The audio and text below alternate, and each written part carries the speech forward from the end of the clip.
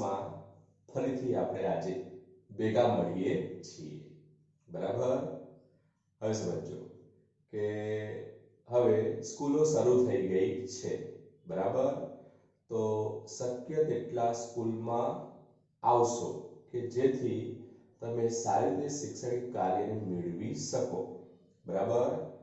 આ ઓનલાઈન એક માધ્યમ હતું કે જ્યારે સંપૂર્ણ લોકડાઉન જેવી પરિસ્થિતિ હતી પ્લસ આપણી સ્કૂલમાં ઓફલાઈન શિક્ષણ કેવું હતું, બંધ હતું બરાબર।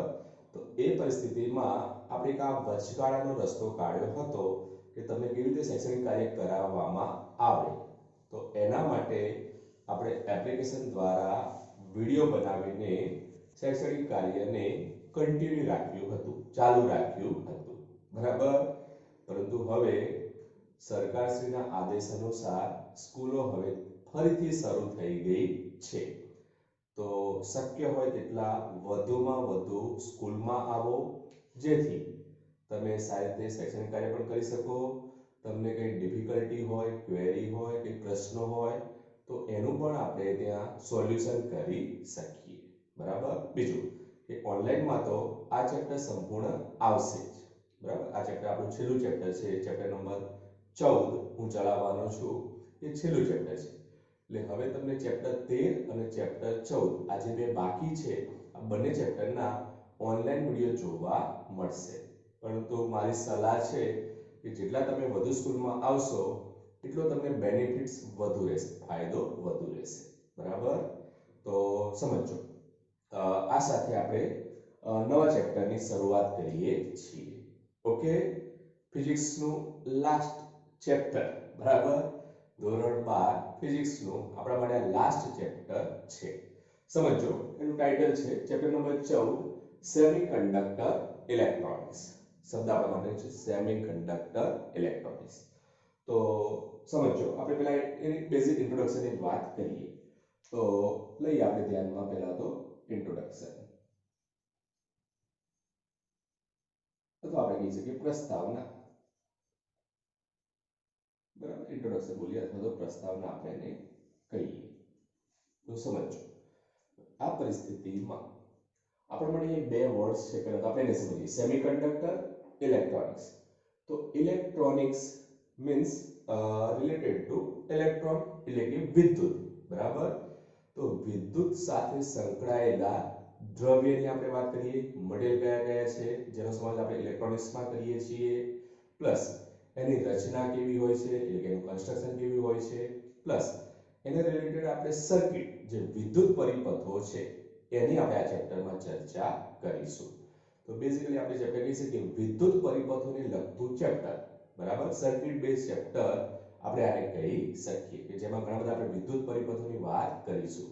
ટેકનોલોજીનો વિકાસ થયો એમાં કેવા કેવા મટીરીયલનો ઉપયોગ થાય છે, કેવી રીતે સર્કિટનો આપણે ઉપયોગ કરીએ છીએ, કઈ સર્કિટ કયા પરિપથમાં કેવી રીતે આપણે એને જોડીએ છીએ બરાબર। તો આ ચેપ્ટરમાં ઘણા બધા થિયરી ટોપિક છે કે જેને લગતા પ્રેક્ટિકલ તમે લેબમાં કરશો બરાબર। તો બંને રીતે આ તમારા માટે ઉપયોગી છે, theory as well as practical base માટે, બંને માટે તમને આ ચેપ્ટરમાં ઘણું બધું શીખવા મળશે બરાબર। તો સારી રીતે એને સમજજો। હવે તો આપણે પહેલા એની ઇન્ટ્રોડક્શનની વાત કરીએ તો સમજો કે સેમિકન્ડક્ટર શબ્દ આપણે સમજવો છે તો એના માટે આપણે પદાર્થ માટે વાત કરીએ એક વાહકતા અને બીજો શબ્દ હતો આપણા માટે વિદ્યુત અવરોધકતા। તો આ બંને શબ્દ તમે ઓલરેડી ભણી ચૂક્યા છો બરાબર। ચેપ્ટર નંબર 3 પ્રવાહ વિદ્યુત, તો એ ચેપ્ટરમાં તમે બંને શબ્દો વિશે જાણો છો, હવે એને જ આપણે ધ્યાનમાં લઈએ છીએ। તો વિદ્યુત અવરોધકતા તમે લખતા હતા આ રીતે સમીકરણ લખતા હતા R ρl upon A બરાબર। તો લખી શકીએ આપણે ρ RA/L। આ ρ છે એને જ આપણે કહેતા હતા વાહકના દ્રવ્યની વિદ્યુત અવરોધકતા, તો કોઈ પણ મટીરીયલ માટે આપણે એને વિદ્યુત અવરોધકતા કહી શકીએ। ફોર એક્ઝામ્પલ હવે જો આપણે આનો એકમ લખવો હોય, અવરોધકતાનો એકમ લખવો હોય તો R નો એકમ અવરોધ રેઝિસ્ટન્સ એટલે કે લખી શકીએ આપણે ઓમ, ક્ષેત્રફળ metre square upon length metre. તો એ પરથી આપણે આનો એકમ લખતા હતા ઓમ ઇન્ટુ મીટર બરાબર। હવે એનાથી આગળ વાત કરીએ. આપણે વાત કરીએ વાહકતા. વાહકતા એટલે કે કંડક્ટિવિટી. અવરોધકતાને આપણે શું કહેશું? રેઝિસ્ટિવિટી. બરાબર. તો એ રીતે આપણે વાહકતાને શું કહી શકીએ? કંડક્ટિવિટી. તો વાહકતાને આપણે નોર્મલી સિગ્મા વડે દર્શાવીએ છીએ. બરાબર. તો sigma is equal to 1 upon rho. કારણ કે વાહકતા અને અવરોધકતા હંમેશા પરસ્પર કેવા હોય? બીજાના વ્યસ્ત પ્રમાણમાં હોય. સમજો, કોઈ પણ વાહક દ્રવ્ય માટે આપણે કહી શકીએ કે એની અવરોધકતા ઓછી છે. અવરોધકતા કેવી છે? પ્રમાણમાં ઘણી ઓછી. એનો અર્થ એ મટીરીયલ માટે વાહકતા કેવી છે? વધારે. એમાં વિદ્યુતનું વહન કેવું થતું હશે? સહેલાઈથી. એનો અર્થ કે એની વાહકતા પ્રમાણમાં કેવી છે? વધારે છે. એમ આપણે કહી શકીએ. ક્લિયર? હવે એનાથી આગળ વાત કરીએ.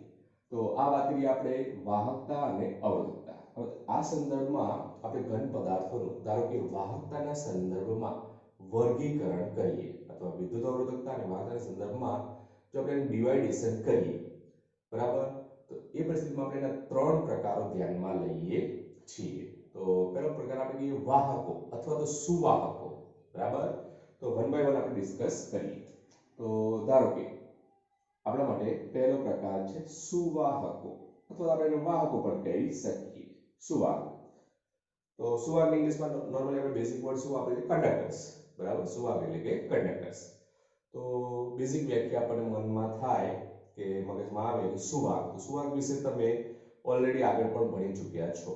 બરાબર. ચેપ્ટર 1 આપણે જે ભણ્યા ફિઝિક્સમાં, એમાં પણ આ વર્ડ્સ આવે છે સુવાહક. તો સમજો કે સુવાહક એટલે આપણે કહી શકીએ કે અહીંયા આપણે પિરિયોડિક ટેબલની વાત કરી અથવા તો આવર્ત કોષ્ટકની વાત કરીએ તો આવર્ત કોષ્ટકના પ્રથમ 3 સમૂહમાં આવેલા ધાતુ તત્વો, ફોર એક્ઝામ્પલ આલ્કલી ધાતુઓ, ઉમદા ધાતુઓ છે, એલ્યુમિનિયમ છે. તો બધી જે મેટલ્સ છે અથવા ધાતુઓ છે એ વિદ્યુતની કેવી છે? સુવાહક. બરાબર. વિદ્યુતની સુવાહક છે એનો અર્થ એમાં વિદ્યુતનું વહન કેવું થાય છે? સહેલાઈથી. તો આપણે કહી શકીએ કે જે ધાતુઓ છે, બરાબર, ધાતુઓ, તો ધાતુઓ કેવી હોય છે? વિદ્યુતની સુવાહક. કારણ કે એમાં આપણે કહી શકીએ કે વિદ્યુતનું વહન સહેલાઈથી થાય છે. બરાબર. હવે આમાં વિદ્યુતનું વહન કેમ સહેલાઈથી થયું? હવે એ સમજો. કારણ કે આપણે કહીએ છીએ કે ધાતુઓ હોય છે એમાં શું રહેલા હોય છે? Valence electron. વેલેન્સ ઇલેક્ટ્રોન એટલે કોઈ પણ પરમાણુના કેન્દ્રની આસપાસ એટલે કે ન્યુક્લિયસની આસપાસ બાહ્યતમ કક્ષામાં જે ઇલેક્ટ્રોન હોય, બાહ્યતમ કક્ષામાં રહેલા ઇલેક્ટ્રોન, એને શું કહીએ છીએ આપણે? Valence electron. તો ધાતુઓમાં વેલેન્સ ઇલેક્ટ્રોન કેવા હોય છે? મુક્ત હોય છે. જો વેલેન્સ ઇલેક્ટ્રોન મુક્ત હોય એટલે કે એના બંધારણમાં મુક્ત રીતે હરીફરી શકે છે, ગતિ કરી શકે છે. એટલે કે વિદ્યુત ભારો એટલે કે ઇલેક્ટ્રોન શું કરે છે? મુક્ત રીતે હરીફરી શકે છે, એટલે કે ગતિ કરી શકે છે. એના કારણે વિદ્યુત વહન કેવું થાય? સહેલાઈથી. બરાબર. તો એટલા માટે આપણે ધાતુઓને કહીએ છીએ વિદ્યુતની કેવી હોય છે? સુવાહક હોય છે.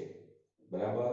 હવે એની અવરોધકતાની વાત કરીએ તો ધાતુઓની માટે વિદ્યુતનું વહન કેવું થાય છે? સહેલાઈથી. હવે વિદ્યુતનું વહન સહેલાઈથી થાય એનો અર્થ કે મટીરીયલ માટે વાહકતા પ્રમાણમાં કેવી હોય? વધારે. હવે વાહકતા વધારે એનો અર્થ અવરોધકતા પ્રમાણમાં કેવી હોય? ઓછી. તો કહી શકીએ આપણે ધાતુઓ માટે અથવા તો મેટલ્સ માટે આપણે કહી શકીએ કે રોની વેલ્યુ પ્રમાણમાં કેવી હોય છે? નીચી. એનો અર્થ કે સિગ્માની વેલ્યુ પ્રમાણમાં કેવી હોય છે? વધારે. બરાબર. એમાં વિદ્યુતનું વહન આપણે સહેલાઈથી કરી શકીએ છીએ. કેમ? કારણ કે એમાં વેલેન્સ ઇલેક્ટ્રોન કેવા હોય છે? મુક્ત હોય છે. મુક્ત રીતે ગતિ કરી શકે છે. વિદ્યુત ભારો ગતિ કરે, વિદ્યુત પ્રવાહનું નિર્માણ થાય, એટલે કે વિદ્યુત વહનની ઘટના સરળતાથી આપણે મેળવી શકીએ છીએ. ઓકે, સાચું. એના પછી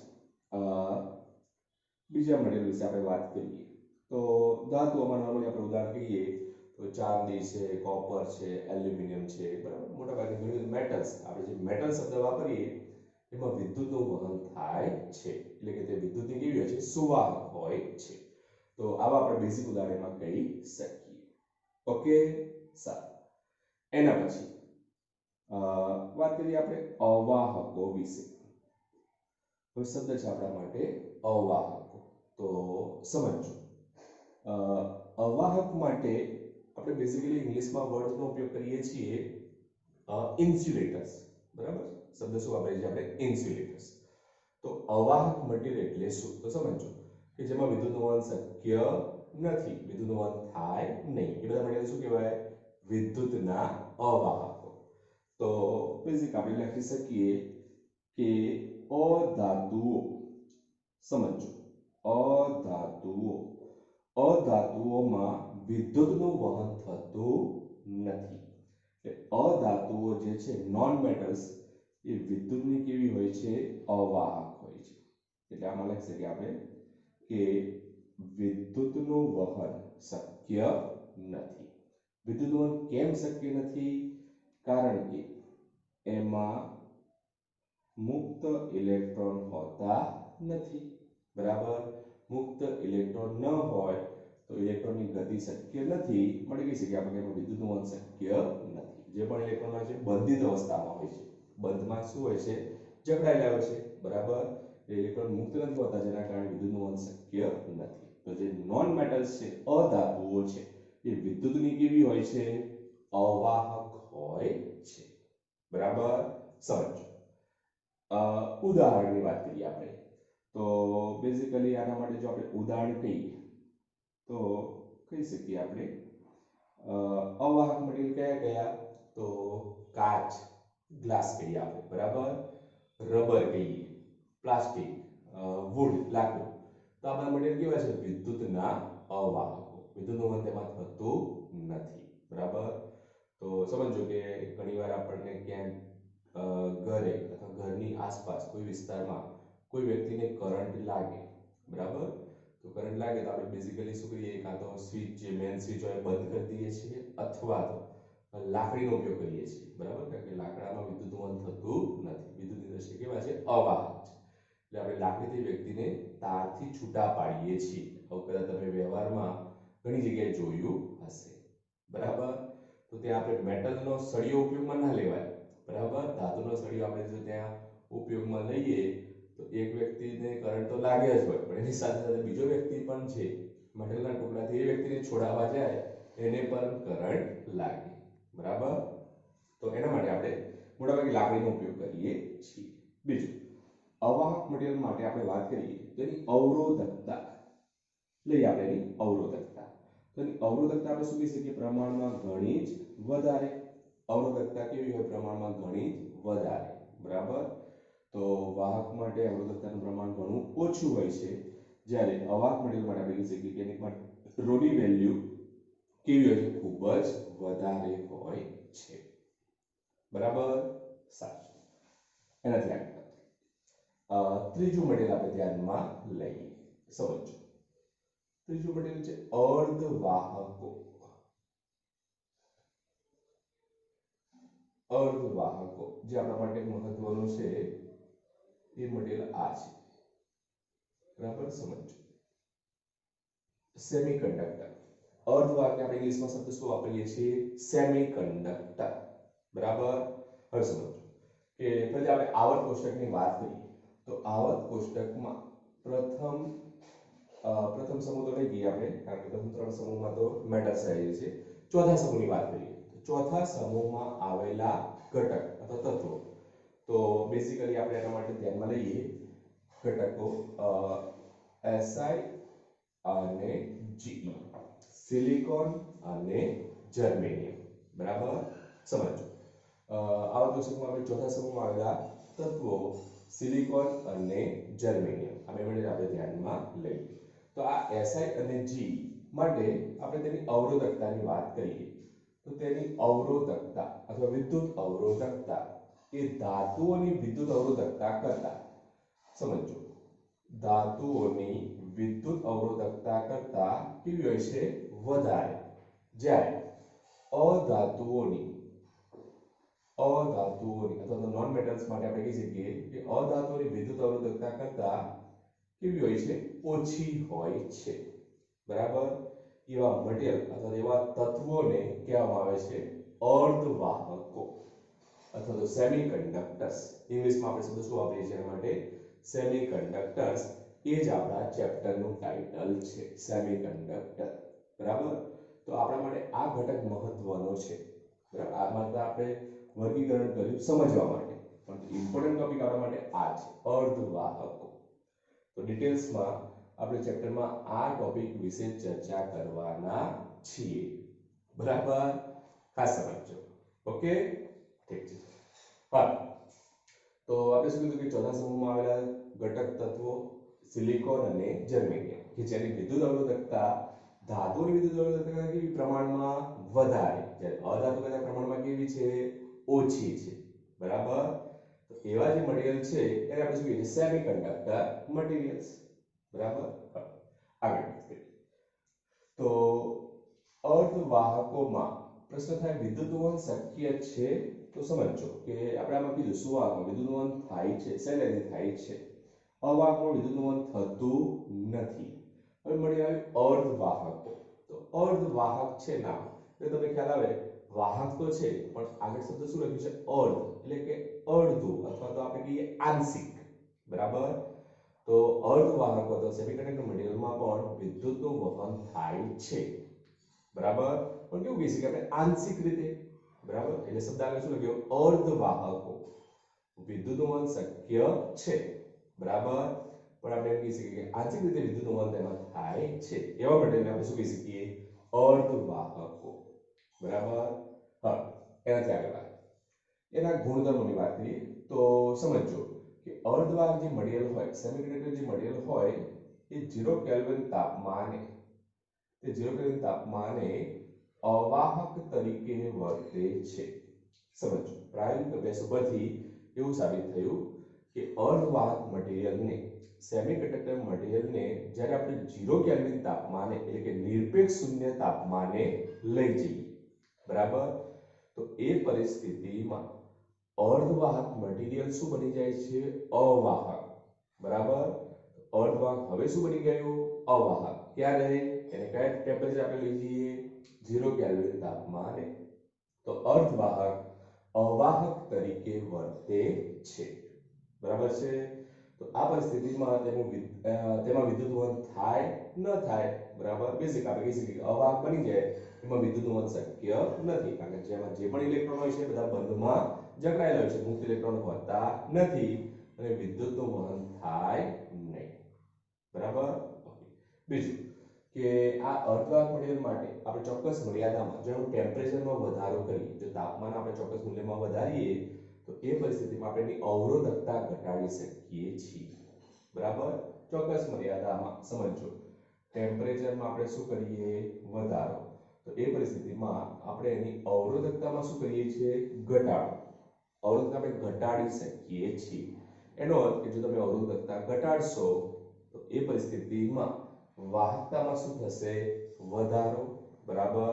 ફાઇનલી આપણા માટે કોઈ પણ મટીરીયલ માટે આપણે કહી શકીએ વાહકતા વધે એ આપણા માટે સારું પરિબળ છે, બરાબર? આપણે વાહકતામાં શું કરવો છે? વધારો. તો આ રીતે આપણે વાહકતામાં વધારો કરી શકીએ. એટલે કોઈ પણ મટીરીયલ માટે આપણે શું કરવાનું? અવરોધકતા ઘટાડવાની, બરાબર?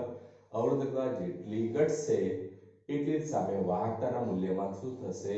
વધારો, બરાબર? સાચું. તો જોઈએ આપણે એનાથી આગળ સમજો. હવે આ પરિસ્થિતિમાં આ જે સિલિકોન અને જર્મેનિયમ છે એને કહેવામાં આવે છે, સમજો, શુદ્ધ અર્ધવાહકો, બરાબર છે? શુદ્ધ અર્ધવાહકો, પ્યોર સેમિકન્ડક્ટિંગ મટીરીયલ. એને આપણે શું કહીએ છીએ? Pure semiconducting material. કેમ? કારણ કે એમાં કોઈ પણ પ્રકારની ઇમ્પ્યોરિટી એટલે કે અશુદ્ધિ આપણે ઉમેરેલી નથી, આપણે પ્યોર ફોર્મમાં જોવા મળે છે, બરાબર? બીજા કેટલાક અર્ધવાહક છે, સેમિકન્ડક્ટર મટીરીયલ છે, એના માટે આપણે ઘટક તત્વોને મિશ્રિત કરીએ છીએ, એટલે આપણે એનું શું બનાવીએ છીએ? સંયોજન. તો એ સંયોજન બનાવીએ ઘટક તત્વોનું, એ અર્ધવાહક તરીકે બિહેવ કરે છે, વર્તે છે, બરાબર? પણ પ્યોર ફોર્મમાં આપણને બે જ સેમિકન્ડક્ટર મટીરીયલ જોવા મળે છે. કયા? સિલિકોન અને જર્મેનિયમ. એના સિવાય બીજા જે અર્ધવાહકો છે એ આપણને બેઝિકલી સંયોજન સ્વરૂપે જોવા મળે છે. એટલે આમાં શું કરેલું હોય છે? આપણે સંયોજન કરીએ છીએ, બરાબર? તો સમજો. તો આ પરિસ્થિતિમાં આપણે કહી શકીએ કે કેટલાક આવા આપણને સંયોજન સ્વરૂપે જે મટીરીયલ જોવા મળે એને પણ આપણે સેમિકન્ડક્ટર કહીએ છીએ. તો એવાના કેટલાક આપણે ઉદાહરણ ધ્યાનમાં લઈએ. તો સમજો વન બાય વન. વાત કરીએ આપણે અકાર્બનિક અર્ધવાહકો મટીરિયલ આપણે ધ્યાનમાં લઈએ અકાર્બનિક અર્ધવાહકો સમજો ઇનઓર્ગેનિક સેમિકન્ડક્ટિંગ મટીરિયલ્સ બરાબર તો આવા અકાર્બનિક અર્ધવાહકોના કેટલાક આપણે ઉદાહરણ ધ્યાનમાં લઈએ તો એ કઈક આ રીતે છે સમજો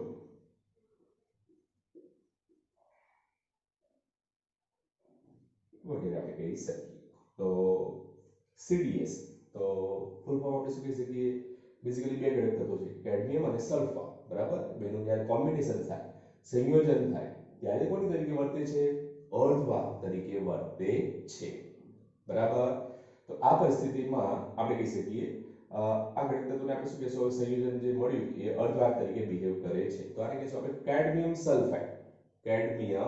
સલ્ફાઇડ ગેલિયમ આર્સેનાઇડ બરાબર અને શું કહેશું આપણે કેડમિયમ સેલેનાઇડ બરાબર તો આવા કેટલાક સંયોજન સ્વરૂપ હોય છે એ પણ અર્ધવાહક તરીકે વર્તે છે બરાબર અને સમજો કે આ જે બેઝિકલી ઘટક તત્વો જે છે સંયોજન સ્વરૂપે આપણે જે અર્ધવાહક બનાવ્યા એનો ઉપયોગ મોટા ભાગે આપણે સૌથી વધારે LED નામ સાંભળ્યું હશે LED બરાબર સમજો લખી શકીએ આપણે LED સોલાર સેલ અને લેઝર ડાયોડ તો સમજો કે LED તમે જાણો છો ફૂલ ફોર્મ કદાચ ઘણાના ઘરે પણ ટીવી હશે જેને આપણે શું બોલીએ છીએ LED બરાબર LED means light emitting diode બીજું છે શબ્દ સોલાર સેલ તો સોલાર સેલ અત્યારે તમે જાણો છો કે ગવર્નમેન્ટની ઘણી બધી સ્કીમો છે સોલાર રૂફટોપની બરાબર તો સોલાર ડિવાઇસ તમે ઘણા બધાના ધાબા ઉપર જોયું હશે સીલિંગ ઉપર જોયું હશે તો હમણાં તમે તહેવાર ઉજવ્યો ઉત્તરાયણ બરાબર તો ઉત્તરાયણના તહેવારમાં મોટાભાગે તમે ધાબા ઉપર હશો ત્યારે તમે ઘણાના ધાબા ઉપર આવા સોલાર રૂફટોપ સોલાર પેનલ જોઈ હશે બરાબર તો એ બધામાં જે મટીરીયલ વપરાય છે કયા હોય છે અકાર્બનિક અર્ધવાહકો મોટાભાગે ગેલિયમ આર્સેનાઇડ આ બધા મટીરીયલનો આપણે ઉપયોગ કરીએ છીએ ઓકે સારું એના પછી બીજા ઘટકની આપણે વાત કરીએ તો મટીરીયલ આપણે ધ્યાનમાં કાર્બનિક અર્ધવાહકો શબ્દ છે આપણે કાર્બનિક અર્ધવાહકો તો એના પણ કેટલાક ઉદાહરણ આપણે ધ્યાનમાં લઈએ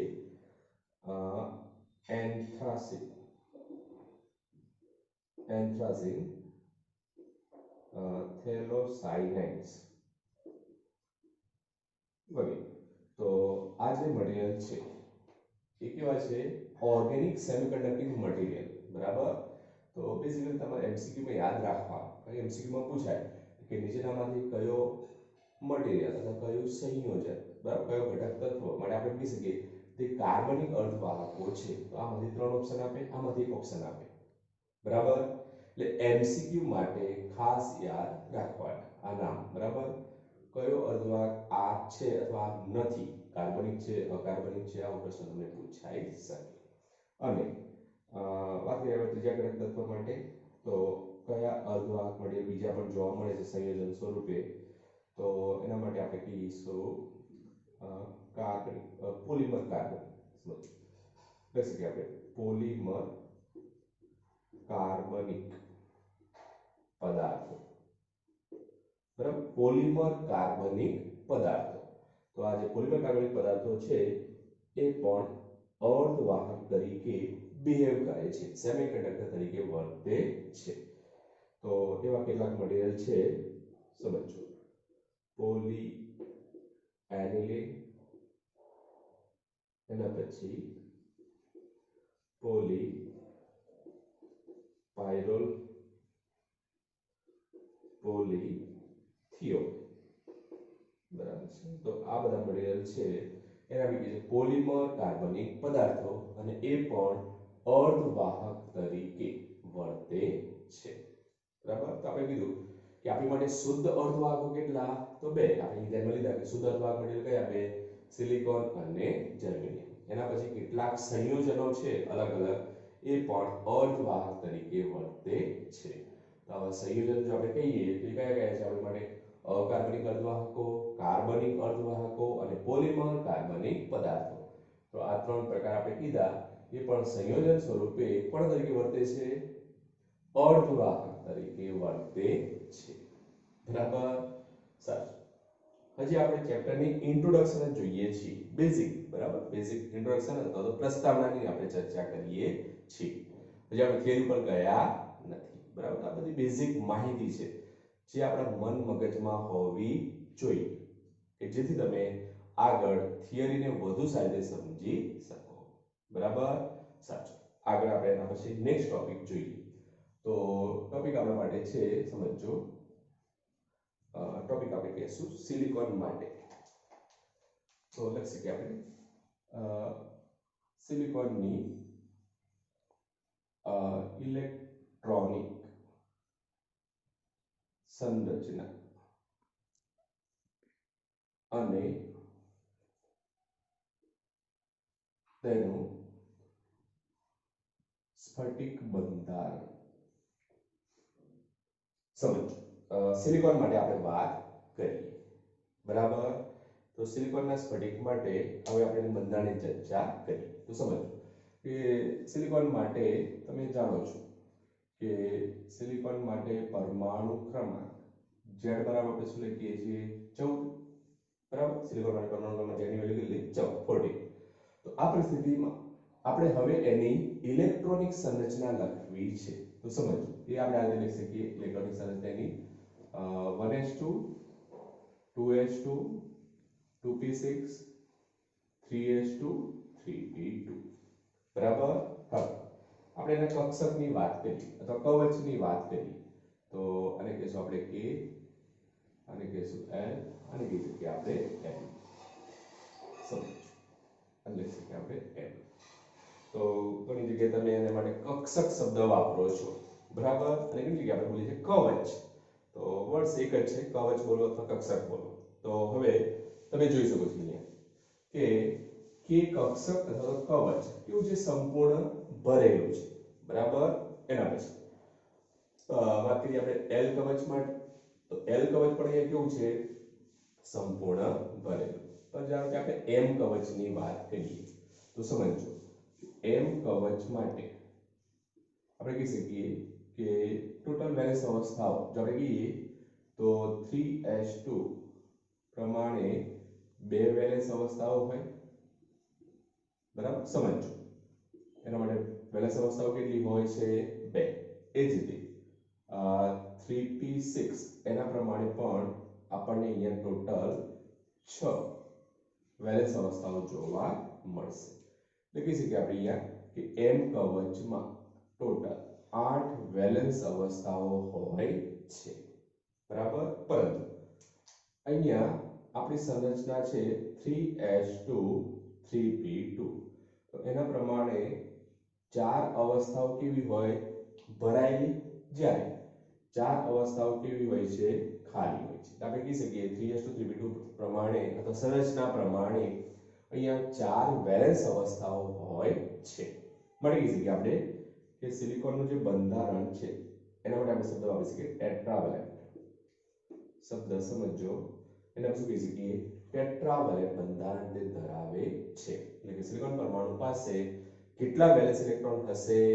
4, બરાબર. એની પાસે 4 વેલેન્સ ઇલેક્ટ્રોન હોય છે. ઓકે, સારું. એનાથી આગળ વાત કરીએ.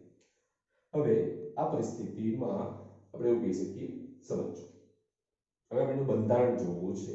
એનું બંધારણ કંઈક આપણે આ રીતે દર્શાવી શકીએ, સમજો.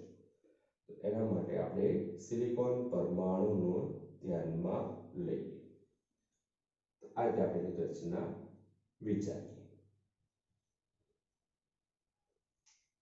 સમજો. આ રીતે આપણને અહીંયા સિલિકોનના પરમાણુઓ આપેલા છે. આકૃતિને સમજો. આ રીતે આપણે સિલિકોન પરમાણુ આપેલા છે. હવે આપણા સિલિકોન પરમાણુને આજે આપણે પહેલા જોડી દઈએ, પછી તમને સમજાવું છું આપણે શું કહેવા માંગીએ છીએ, સમજો.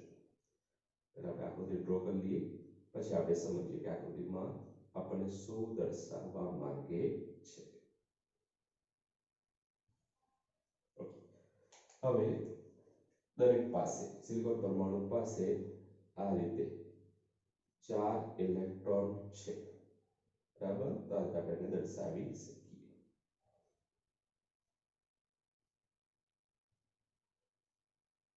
સમજો.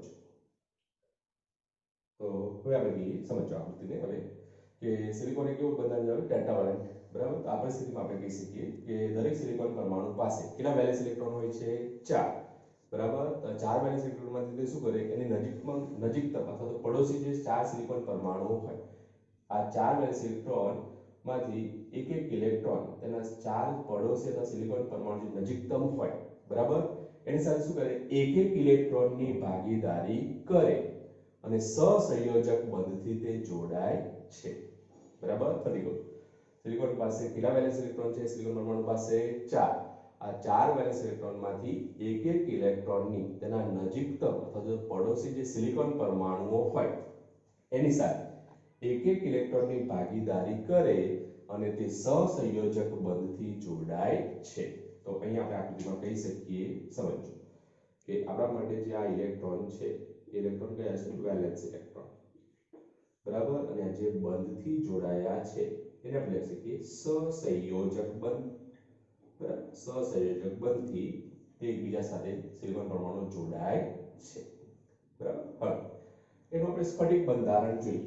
તો સ્ફટિક બંધારણ આપણે ધારો કે 3D માં વિચારીએ, બરાબર. 3 ડાયમેન્શનમાં વિચારીએ, ત્રિપરિમાણમાં વિચારીએ. તો આ પરિસ્થિતિમાં હવે આપણે એને સમઘનના સ્વરૂપમાં દર્શાવીએ, જેમ કે તમે કેમિસ્ટ્રીમાં ભણી ગયા છો, બીસીસી એફસીસી સ્ટ્રક્ચર તમે ભણ્યા છો, બરાબર. તો બીસીસી એફસીસી સ્ટ્રક્ચરના જેમ આપણે ચાલો કે સિલિકોન સ્ફટિક બંધારણ 3D માં વિચારીએ તો આપણને એક આવી રચના જોવા મળે છે, સમજો.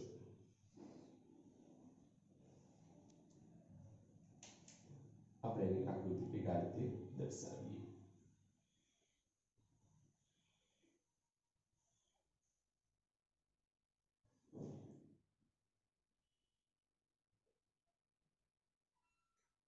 ધારો આવા સમઘન વિચારીએ, બરાબર.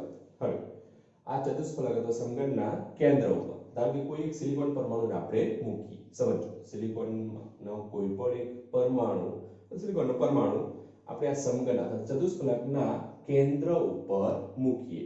તેના નજીકતમ 4 સિલિકોન પરમાણુ હશે, એ આ ચતુષ્ફલકના શિરોબિંદુ પર ગોઠવાશે. રચના કેવી બનશે, સમજો. તો આપણે અહીંયા કહી શકીએ કે કેન્દ્ર ઉપર, અહીંયા કેન્દ્ર ઉપર આપણે કોઈ એક સિલિકોન પરમાણુને મૂકીએ તો એ પરિસ્થિતિમાં આપણને 4 સિલિકોન પરમાણુ, એના પડોશી 4 સિલિકોન પરમાણુ એ ચતુષ્ફલકના શિરોબિંદુ પર આ રીતે ગોઠવાશે અને આ જ આપણને એક બંધારણ જોવા મળે. તો એને આપણે આ રીતે દર્શાવી શકીએ, સમજો. આ રચના તો આપણે 3D માં સમજીએ તો વધુ ખ્યાલ આવે, બરાબર. આપણે બોર્ડમાં 2D માં જ રચના સમજી શકીએ છીએ. તો આ રીતે આપણના સિલિકોનના પરમાણુ આ રીતે એમાં બંધારણમાં ગોઠવાશે, બરાબર. તો આપણે એવું કીધું, સમજો. કોઈ પણ એક સિલિકોન પરમાણુને ચતુષ્ફલકના કેન્દ્ર ઉપર ગોઠવવામાં આવે તો મૂકવામાં આવે તો એના નજીકતમ 4 સિલિકોન પરમાણુઓ જે છે એ ચતુષ્ફલકના શિરોબિંદુ ઉપર ગોઠવાશે અને આવી કંઈક આપણને સ્ફટિક બંધારણમાં રચના જોવા મળે.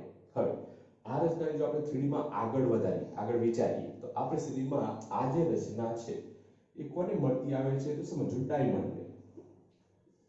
તો આપણે કહી શકીએ કે સિલિકોન પરમાણુ માટે જે સ્ફટિક બંધારણ છે એ કોના જેવું છે, ડાયમંડ સ્ફટિક બંધારણ જેવું છે, એમ આપણે એને કહી શકીએ.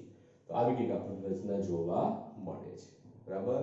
તો આના પરથી આપણે કહી શકીએ કે એમસીક્યુમાં પણ તમને પૂછાય કે સિલિકોન પરમાણુ માટે અથવા સિલિકોન સ્ફટિક માટે આપણે જો સ્ફટિક બંધારણ જોઈએ તો કોના જેવું છે, કોના જેવું બંધારણ ધરાવે છે, તો ડાયમંડ, હીરા જેવું એનું બંધારણ જોવા મળે છે.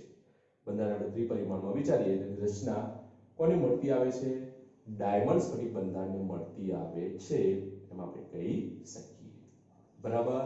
તો સમજો કે આજે એટલે કે ફર્સ્ટ લેક્ચરમાં આપણે સેમિકન્ડક્ટિંગ મટીરીયલ વિશે જે આપણો ટોપિક છે સેમિકન્ડક્ટર ઇલેક્ટ્રોનિક્સ, તો એના વિશે આપણે આ બધી બેઝિક ઇન્ફોર્મેશન જ મેળવી છે, બરાબર.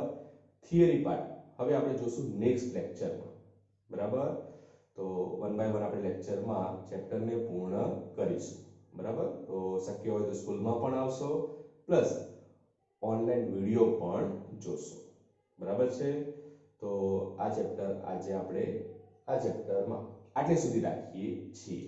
આપણે સમજ્યા બેઝિક ઇન્ફોર્મેશન, ઇન્ટ્રોડક્શન, બરાબર. હવે થિયરી પાર્ટ જે છે એ આપણે કન્ટિન્યુ કરીશું નેક્સ્ટ લેક્ચરમાં, બરાબર.